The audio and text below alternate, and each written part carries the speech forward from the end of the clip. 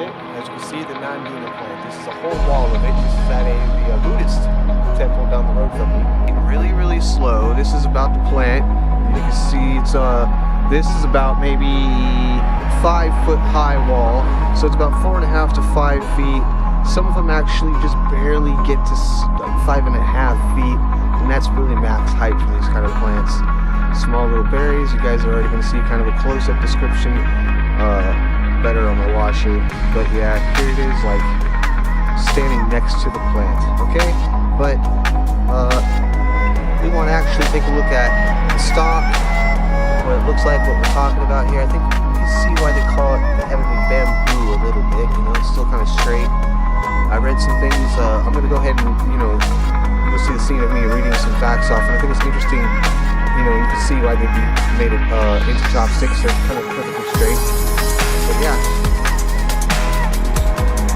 there's the plant itself.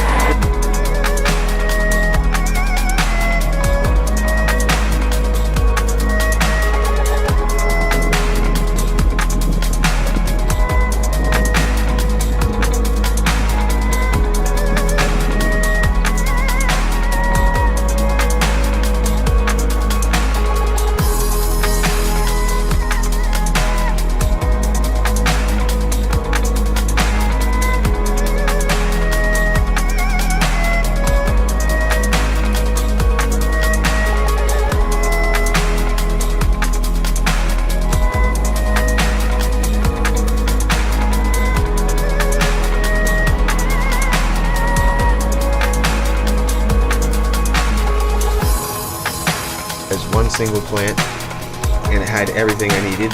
Flower, a nice mixture of red and green leaf. See how, like, literally right on the same stem, red and green.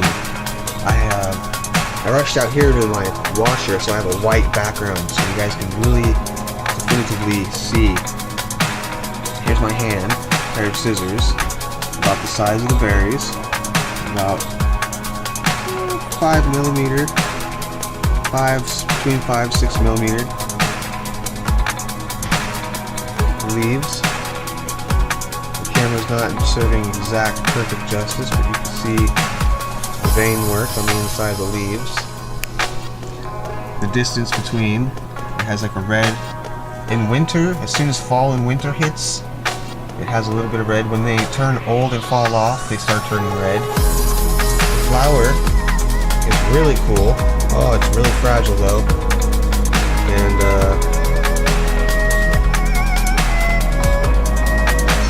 yellow, a little pink on the bottom, white. They actually turn yellow when they start budding, open. This camera's just not doing it justice. I should have another camera. But yeah, nonetheless, there it is. That's what the flower looks like. The flower is actually very beautiful. I love the flower. So I'm actually getting into how to describe scientific names, the science of this plant, the types of toxins it has in the berries that are held in the... Hello everyone, JJ Johnson here once again for you all out here in US California, Sacramento area.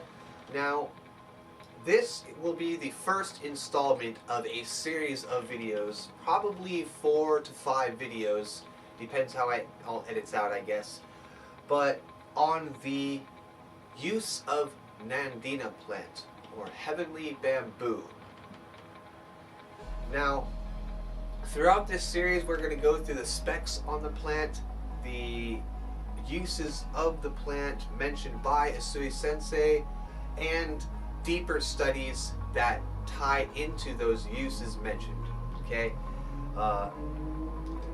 like Anthony said before one time, and to emphasize this aspect of our study, is that you can take one single thing, you can take one single thing from this list and just go into it. I mean, just pick one of these points out of the list, and it can take you into a whole field of study that can take you months. That's how deep Natori Ryu is. Now, Now, speaking of that skill list, for this particular video series for this month of February 2017, every month will be a different theme on a hot topic out of the book, and plus basic skills. At the same time that I cover deep in-depth study of certain skill lists of the skills of the samurai, I will also be doing samurai basics that incorporate it all together at the same time. Not really just piecing it one little thing at a time and saying I did it, but I really want to incorporate it all to really bring together that feel of samurai life. For this skill list, for my Nandina plant series of videos for February, I'm going to be going into points 77 through 90. Okay, let me read those off. 77, use different medicines to treat people. Use different medicines to maintain health. Use purging medicine to cure poisoning. Use medicine as a preventative. Use of medicine to protect yourself from heat. Use of medicine to protect yourself from the cold. And use, understand how to treat sword wounds.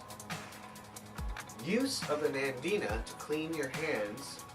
Use of the Nandina to present a decapitated head. The use of the Nandina plant to cleanse your hands after a nightmare. We'll get into the aspect of why. Use the Nandina plant leaf in your mouth to prevent collapsing. Okay, we're going to go into that. Definitely, all this we're going to go in depth, right? The use of Nandina plant on wounds, which coexists with treating sword wounds. The use of, and finally, the use of Nandina plant as a temporary riding crop, which will, in the end, that will be the very last video, and that right there will seal the deal, because that will lead into a whole nother subject that we plan to go on, which is departing for war. Get ready for that after the Nandina plant.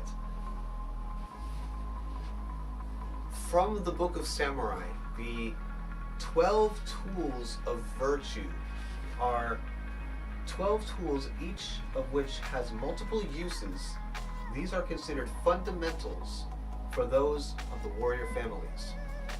And at the very end